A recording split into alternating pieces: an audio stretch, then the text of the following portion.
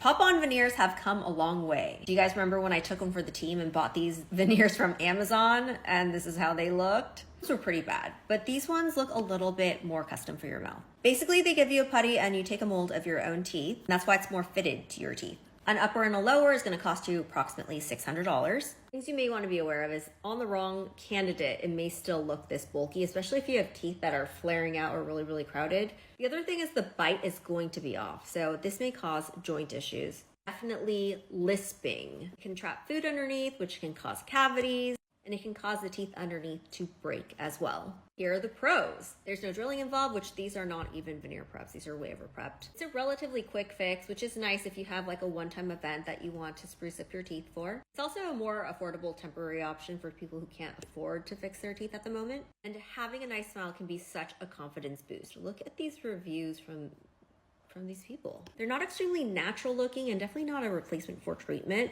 but I can see why people would spend $600 on these if they have like an event or something. What do you guys think?